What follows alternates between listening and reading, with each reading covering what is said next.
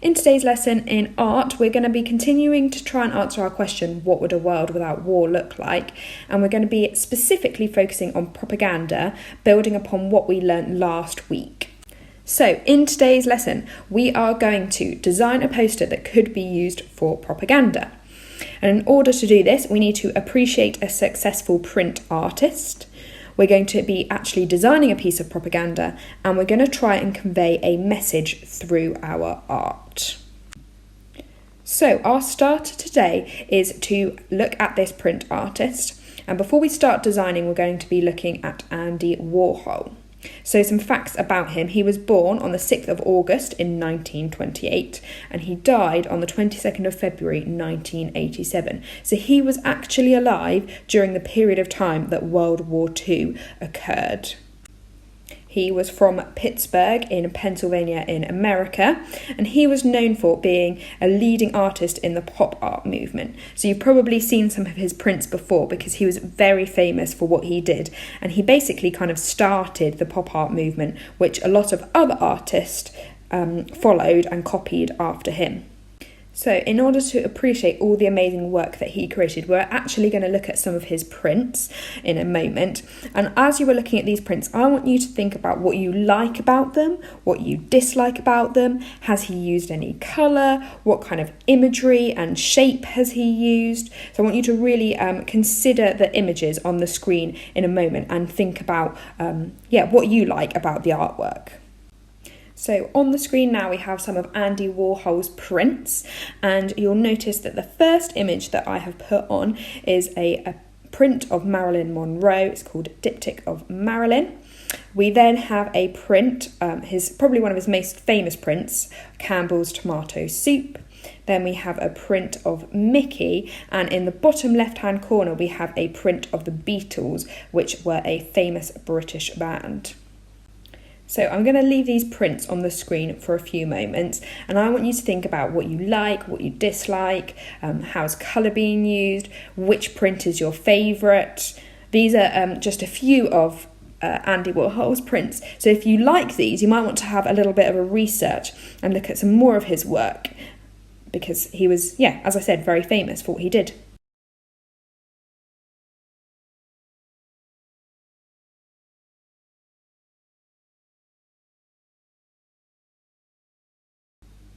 So now that we've had a look at Andy Warhol's work, one of the most influential print artists out there, we're going to think back to propaganda and what that meant for people during World War II. So I'd like you to take a moment, think about what propaganda means.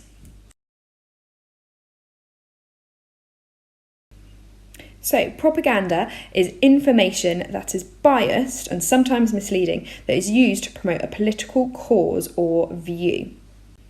And today, we are going to be designing a poster that may have been used as propaganda in Britain during World War II. So you're going to be designing a poster that might have been used to promote a particular idea or view to the public during World War II.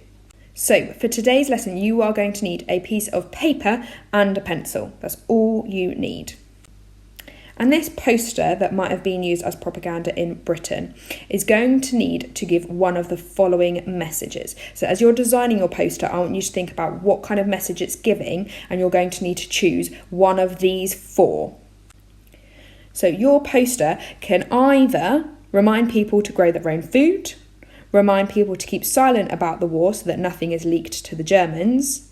It could be something to give people hope and boost morale.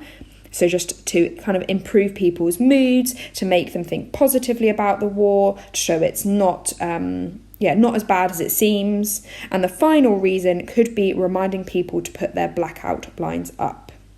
So before you even get designing, I want you to choose one of those messages that your poster is going to try and convey. Don't mind which one it is, it's completely up to you. Right, now that you've chosen your message that you are going to try and convey, your poster is going to need to have a snappy slogan to send your message. And you're going to need to design a font for this. So whatever message you have decided, you need to think of a snappy slogan that describes what you are trying to tell your audience, the general public. You are also going to need to draw an image that supports your slogan and links to it. And then after you've done that, you're going to need to annotate what colours you are going to use on your poster. And I would like you to use no more than 5. Now, because I've said no more than 5, I'm more than happy for you to use just 2 colours. So if you think back to the previous lesson, the Keep Calm and Carry On poster only uses red and white. So I'm more than happy for you to just use 2 if you want, but you are not allowed to use more than 5 colours. So you will see on the screen my design. Now, I only did this in about 5 minutes, so it's really not that great, and I'd expect yours to be way better because you are much more creative than I am. So I have thought of my slogan to try and tell the public the message that they need to use their blackout blinds. And the reason they need to use these blackout blinds or material was to try and keep cities dark so that German planes, when they came over, wouldn't be able to see them at night time. So I came up with the slogan, let's win at hide and seek. So I wanted to try and make it seem a bit more light-hearted by linking the idea and the message to a game, but I also wanted to try and tell the message and show the message that the British public really needed to take action and use blackouts to protect themselves during air raids. So once I came up with my slogan, I then thought of a graphic or an image that would go alongside this. So I've very poorly drawn a German plane flying across my poster, and I decided to use a text bubble or a speech bubble that says there's no one here to support my message that when you use blackout blinds, the Germans cannot see you. I then put a little marker for London to show that the Germans were flying over London and they weren't able to see anyone, and I've drawn a line across my page to show the coastline. So everything at the top of the page is meant to be Britain, and then at the bottom of the page is meant to be the ocean.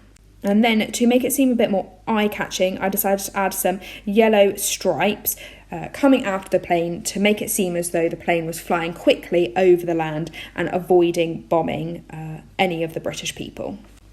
Now you'll notice I have not used any colour on this. I have not created my poster. This is not my final propaganda that I'm going to put out there. This is just a design. So I'd like you to do exactly the same. You are just designing a poster. You're putting your ideas onto a page and annotating what colours you're going to use. Now I've annotated my poster saying that I'm going to use white. I'm going to also use red on the poster. I'm going to use black on the poster, yellow for the stripes, and then the plane is going to be green. So I've chosen to use all 5 colours that I'm allowed to. And the reason I chose these particular colours is because they were often used during real propaganda during World War II. So in a moment, I'm going to ask you to pause the video and go ahead and get designing. And I want you to think back to last week's lesson and really think about what propaganda was, what kind of messages it gave, the things that made propaganda posters similar to each other. And I'd like you to take this into consideration as you design your poster. So I would like you to go and create a design yourself now. And you only need to do one design, but if you manage to do this really quickly, you might want to create some more and create alternative designs. And then when it comes to actually making your poster in real life, you'll have a few options to choose from. So, as a quick recap, you need to think of a snappy slogan to send your message. You need to draw an image that supports your slogan, and you need to annotate what colours you're going to use. And this is going to be for a poster that either reminds people to grow their own food, reminds people to keep silent about the war, something to give people hope and boost morale, or a poster that reminds people to put their blackout blinds up. So I'd like you to pause the video now. Remember, your poster needs to give one of the messages that are on the screen now. Have fun designing, and I'll see you soon. Bye.